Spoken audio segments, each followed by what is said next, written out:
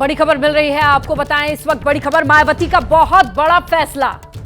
इस वक्त की बड़ी खबर, मायावती ने भतीजे आकाश आनंद को संयोजक पद से हटाया है और इसके साथ यह भी जानकारी मिल रही है उत्तराधिकारी बनाने के फैसले को भी वापस लिया है। इस वक्त की बड़ी खबर, बहुजन समाज पार्टी मुखिया मायावती का यह बड़ा फैसला, जहां पर उन्होंने संयोजक पद से आकाश आनंद को हटाया, इसके साथ उन्हें उत्तराधिकारी बनाने के फैसले से भी हाथ खींच लिया है। इस वक्त की बड़ी खबर, पूर्ण परिपक्व होने तक जिम्मेदारी नहीं, ये कहना है मायावती का। आकाश आनंद को लेकर के उन्होंने ये बड़ा फैसला लिया है। बीच चुनाव में उनका ये बड़ा फैसला, आकाश आनंद को संयोजक पद से हटाया, उत्तराधिकारी होने के फैसले से भी हाथ खींचा और कहना यह है कि परिपक्व यानी मैच्योर होने तक ये फैसला उनका बरकरार रहेगा। आकाश आनंद के पॉलिटिकल मैच्योरिटी को लेकर के उन्होंने ये सवाल और उन्होंने ये फैसला उठाया है। ये बड़ी खबर है। भतीजे आकाश आनंद को संयोजक पद से हटाया गया, उत्तराधिकारी बनाने के फैसले को भी वापस लिया गया। मायावती की ओर से ये बड़ा कदम, इस वक्त की बड़ी खबर, मायावती ने आकाश आनंद को संयोजक पद से हटाया, उत्तराधिकारी बनाने के फैसले को भी वापस लिया और दलील यह है कि परिपक्व होने के बाद ही ये जिम्मेदारी दी जाएगी। पूर्ण परिपक्व यानी कंप्लीट पॉलिटिकल मैच्योरिटी नहीं मिली, ये कह के ये बड़ा फैसला मायावती ने लिया है। इस वक्त की बड़ी खबर, जहां कुछ दिन पहले ही उन्होंने तमाम रैलियों की जिम्मेदारी और कमान खुद संभाली, लेकिन अब ये बड़ा फैसला। आइए सीधा रुख करते हैं हमारे सहयोगी अभिषेक उपाध्याय का, उनसे जानकारी लेते हैं कि अभिषेक, कुछ दिन पहले उन्होंने ये फैसला लिया था कि रैलियां और जो तमाम चुनावी कैंपेन है उसकी कमान वो खुद संभालेंगी, लेकिन आज के इस फैसले को कैसे देखा जाए?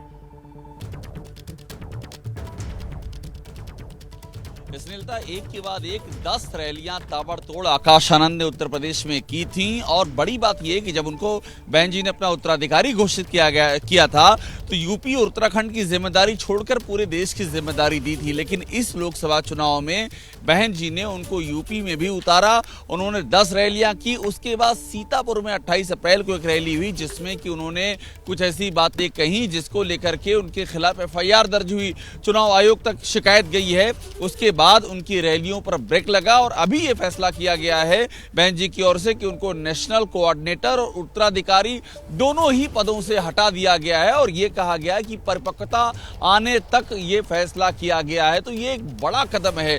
दो महत्वपूर्ण चीजें, पहली बात तो ये कि जो कंट्रोवर्सी हुई, जो उन्होंने भाषण दिया और जिस भाषण को लेकर के FIR दर्ज हुई, वो एक इशू रहा।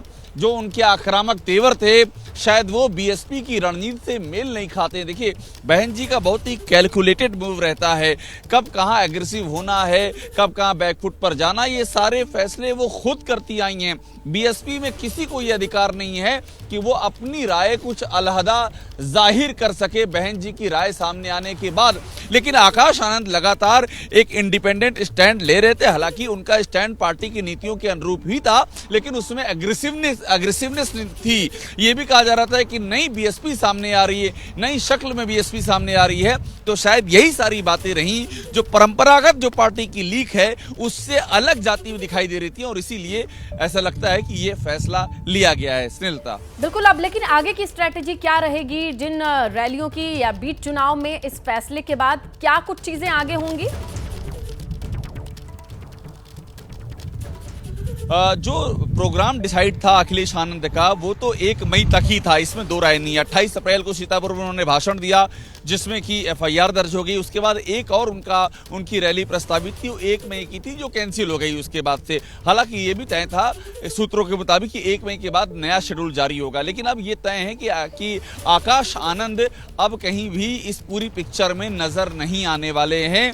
एक बार फिर से बहन जी के हाथों में पूरी कमान है। हालांकि कमान पहले भी बहन जी के हाथ में थी, फिर भी आकाश आनंद का जो चेहरा उभर रहा था उसको कहा जा रहा था कि नई BSP है, लेकिन अब फिर से वही परंपरागत BSP, आप यूं समझ लीजिए कि ये नई BSP और परंपरागत BSP के बीच का एक तरह का अंतर विरोध था और जो नई BSP, नए तेवर, एग्रेसिवनेस आकाश आनंद की, ये जो बातें सामने आ रही थी, इन पर पुरानी लीक वाली BSP भारी पड़ी, जिसमें बहन जी सारे फैसले लेती हैं, बहन जी पार्टी का स्टैंड तय करती हैं और बहन जी वो खांचा तय करती बढ़ती हैं, जिस खांचे के बाहर कोई अपनी बात नहीं रखता है। यही वजह आप देखिए कि बीएसपी की ओर से जो पार्टी प्रवक्ता भी होते हैं वो भी बहुत ही संभल के अपनी बात रखते हैं, और आमतौर पर कोई ऐसा पार्टी प्रवक्ता होता भी नहीं जिसको कि आप इस नाते रिकॉग्नाइज कर सकें कि वो लगातार पार्टी की नीतियों को इंडिपेंडेंटली रख रहा है। सब कुछ बहन जी के लेवल से ही चीजें तय होती है और वहीं से आगे बढ़ती हैं। तो इसका सीधा असर ये पड़ेगा, इस पूरे चुनाव में पार्टी फिर से पुराने ढर्रे पर लौटेगी।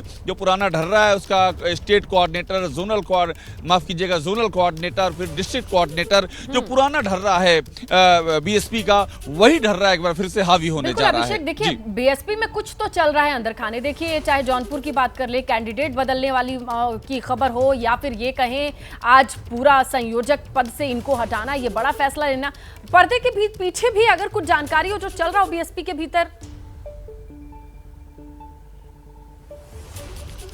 पर्दे के पीछे जहां तक आप बात करेंगे, सूत्र ये जरूर बताते हैं कि जिस तरह से आकाश आनंद जिस एग्रेसिवली काम कर रहे थे, उससे बीएसपी से जो पुराना जो तबका जुड़ा हुआ था, बहन जी के साथ में जो काम कर रहा था, वो थोड़ा असहज था, जो हमारे सोर्सेज ये बताते हैं। और उन्होंने कई बार ये बात सामने भी रखी, जैसे कि मैं आपको एग्जांपल दूं, जब से आकाश आनंद ने कमान संभाली, उन्होंने एक ऐप जारी करने की बात कही, उन्होंने इसके अलावा बीएसपी की वेबसाइट जारी करने की बात की। बहुत सारे उनके प्रोग्राम थे जिनमें से कुछ प्रोग्राम होल्ड पे डाल दिए गए। उसके पीछे भी यही वजह थी, जो पार्टी में पुराना जो एक तबका काम कर रहा है, उसे ये समझ में, ये नए तौर तरीके समझ में नहीं आए, उसे लगा कि ये थोड़ी इमैच्योरिटी होगी, तो वो एक प्रेशर लगातार था।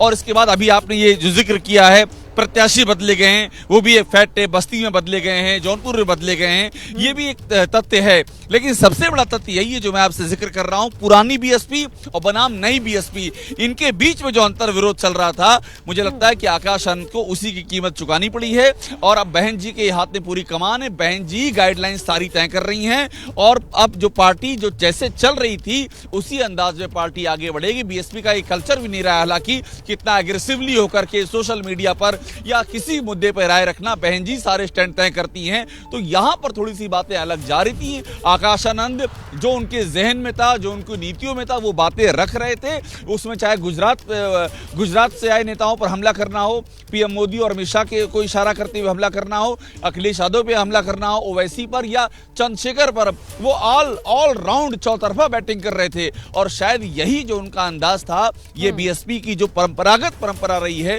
उससे मेल नहीं खा रहा था। स्नेहलता। बिल्कुल अभिषेक, तो जिस तरीके से ये बड़ा फैसला काडर बेस पार्टी और बीच चुनाव में, जिस तरीके से जानते हैं कि उत्तर प्रदेश में एक अच्छा खासा वोट बैंक है जो सिंबल के हिसाब से पहचानता है, लेकिन क्या यहाँ पर कोई एक ब्रिज नहीं बन पाया नए पुराने के बीच सामंजस्य का, या फिर ये जो चेंजेस होते रहे वो बिना पूछे, बिना सबकी सहमति से होते रहे? जो चेंजेज हो रहे हैं श्रीलता, उसमें तो किसी का कोई हाथ ही नहीं है, वो सब बहन जी के लेवल पे हो रहे हैं।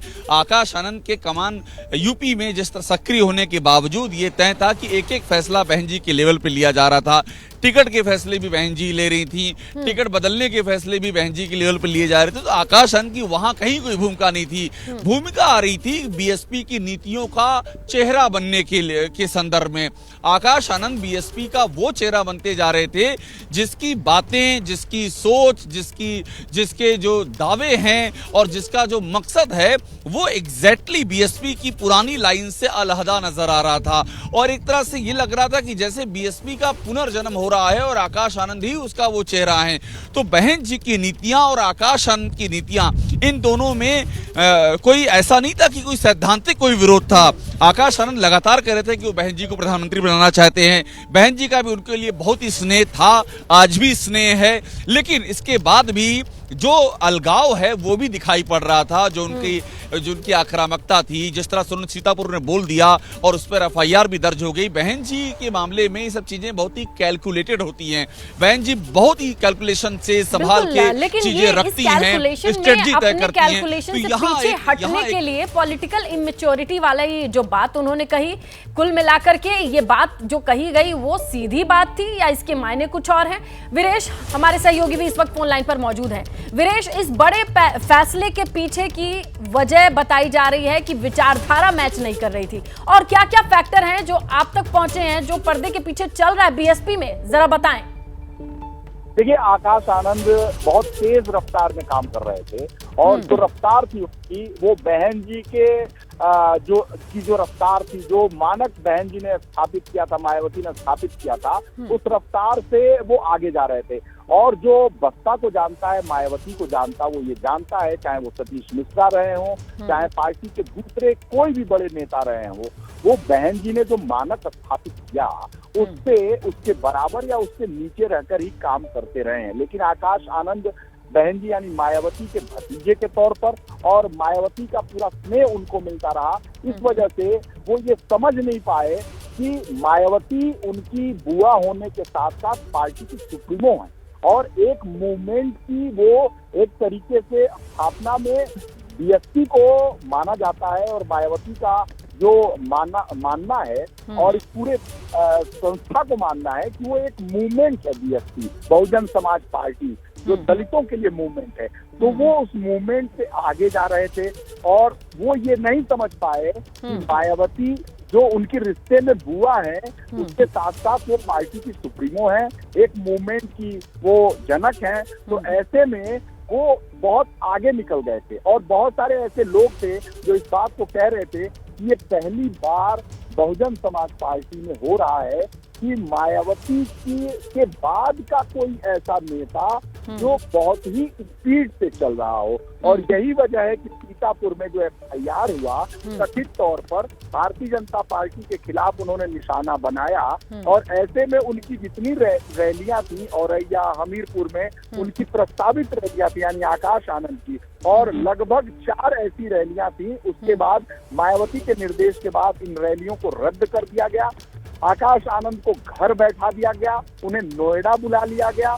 मायावती ने, जो सोर्सेज से हमारे पास खबर है कि मायावती ने आकाश आनंद को बुला के बहुत ही डांटा और फटकारा भी, और साथ ही साथ आज फैसला ले लिया मायावती ने कि आकाश आनंद को उत्तराधिकारी के साथ साथ उन्होंने जो नेशनल कोऑर्डिनेटर का पद दिया था वो अभी उतने बिल्कुल वीरेश, जिस तरीके से उन्होंने कहा पूर्ण परिपक्व होने के बाद ये फैसला लेंगे, यानी कुल मिलाकर के आकाश आनंद के पॉलिटिकल मैच्योरिटी को लेकर के उन्होंने कहा वो इतने मैच्योर हैं नहीं, जब होंगे तब उन्हें ये जिम्मेदारी दी जानी चाहिए। अभिषेक उपाध्याय हमारे साथ बने हुए हैं। अभिषेक, बहुत तेजी से आगे बढ़ रहे थे, हाथी की चाल धीमी होनी चाहिए, उल्टी नहीं चलती हाथी चाल, ये तमाम चीजें, लेकिन अब तेजी से आगे बढ़ने की कोशिश में जो चीजें या जिस तरीके से एक्टिव थे आकाश आनंद, अब उनके पॉलिटिकल कैरियर के लिहाज से इस फैसले का कितना असर पड़ेगा?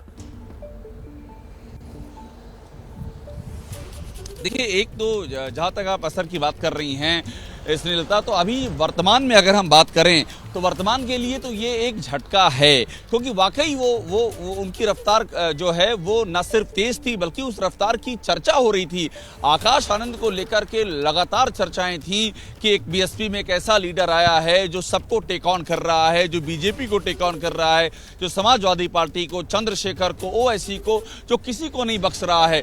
ये एक चर्चा थी। और देखिए, मैंने आकाश आनंद का इंटरव्यू भी किया था, लंबा इंटरव्यू किया था, उसमें उन्होंने बाबरी की बात कर दी थी। बाबरी की बात करने से कोई भी बचता है स्नेहलता, आज की तारीख में कोई भी अपोजिशन पार्टी से आप बात कीजिए वो बाबरी का नाम नहीं लेता है, लेकिन उन्होंने बाबरी पर भी अपना स्टैंड क्लियर किया कि नहीं, हमें खुशी होगी अगर बाबरी मस्जिद फिर से बनेगी, उन्होंने ये बात कह दी थी। उन्होंने इसके अलावा गुजरात के हवाले से अटैक किया था, बीजेपी में गुजरात के नेताओं पर अटैक किया था। उन्होंने इतना ही नहीं बल्कि चंद्रशेखर को लेकर उन्होंने सीधे टेक ऑन किया था, कई सारी बातें कही थी। तो जो बीएसपी को हम जानते हैं, शुरू से कवर करते आए, जो अभी आपसे वीरेश भी जिक्र कर रहे थे कि बीएसपी जो है बहुत ही कैलकुलेटेड वे में आगे बढ़ती है, और वहां पर एक ही पावर सेंटर है, वो है बहन जी। बहन जी ही पार्टी की दिशा तय करती हैं, कौन क्या बोलेगा, कितना बोलेगा, ये भी बहन जी के लेवल पर ही होता है। तो ऐसा नहीं है कि आकाश आनंद का कोई इरादा बहन जी की डिसरिस्पेक्ट करने का था। आकाश आनंद उनका बहुत आदर करते हैं, बहन जी उनको बहुत मानती हैं। मुझे ये समझ में आ रहा है कि ये सिर्फ जो है ये सिर्फ एक फासला है दोनों ही विचारधाराओं में, और उस फासले के पीछे जो परिपक्वता का हवाला दिया है बहन जी ने,